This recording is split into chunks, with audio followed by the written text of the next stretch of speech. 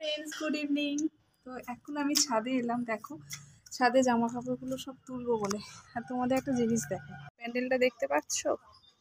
এটা আমার রান্নাঘরের জানলা দিয়েও দেখা যায়। আমি দুদিন আগে একটা ভিডিও করেছিলাম, ফোনটা খুব ডিস্টার্ব করছিল বলে না করতে পারিনি।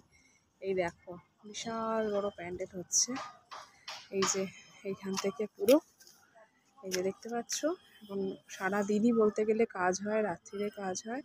এটা কি বৈষ্ণব দেবীর মন্দির না কি মন্দির একটা হচ্ছে জানো।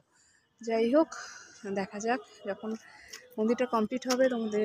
মন্দির মানে কি, প্যান্ডেলটা কমপ্লিট হবে তোমাদের সাথে অবশ্যই শেয়ার করব। আর এই যে আম গাছের পাশ দিয়ে মন্দিরটা দেখা যাচ্ছে। আমার মা বলছে তোদের এখানে মন্দিরটা কিন্তু খুব ভালো হচ্ছে। এই দেখো, তো এখানে জামা কাপড় তুলতে এসেছি বলে একটু ছাদে, আমি ছাদে একদম আসি না, খুব কম আসি। আর এই যে জামা কাপড়গুলো, আর দেখো এখন আকাশটাও দারুণ লাগছে। দুদিন ধরে যা বৃষ্টি চলছিল ভাবা যায় না। এখন একটু মনে হয় পুজো পুজো ওয়েদার হয়েছে, আকাশটা বেশ ভালোই লাগছে। আর ঠিক এখানে এই যখন প্যান্ডেলগুলো খুলে ফেলা হবে না, তখন খুব খুব খারাপ লাগবে। এই যে সারাদিন ধরে এই যে কাজ চলছে, এগুলোই বেশ ভালো লাগে। আর আমাদের এখানে দেখো, আমি তো এখন খুব একটা ব্লগ দিও না, খুব একটা কেন দিও না।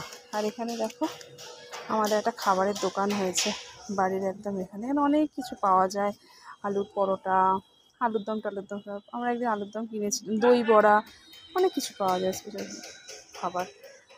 তো ভালোই হয়েছে, সন্ধ্যেবেলা থেকে বেশ আমিও বারান্দায় বসে বসে দেখি করে সব বানাচ্ছে, বানিয়ে আনে জাস্ট করে আর কি গরম করে।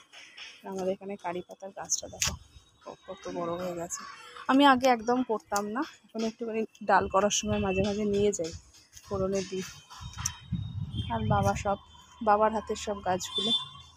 এইটা দেখো কি লম্বা হয়েছে, বাপরে বাপ, ভালোই ফুল হয় এই গাছটায়। জবা ফুল দেখে সব কুড়িয়ে সব কালকে ফুটবে।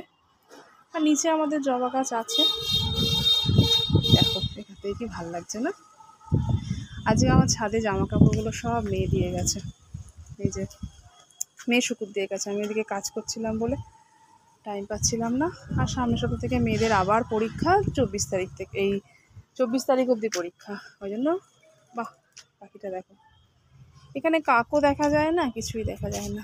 কটা পায়রা, ঘুঘু পাখি এসব দেখা যায়। দেখো কি অবস্থা। দুদিন পর এই বাড়িটা তো, মানে এটা হচ্ছে আমার হাজব্যান্ডের মামার বাড়ি, এখানেও ফ্ল্যাট হওয়ার কথা হচ্ছে, দেখা যাক। ভগ্নদশা প্রায় বাড়িটা। তো চলো, আজকের মতন টাটা, একটুখানি তোমাদের সাথে শেয়ার করলাম।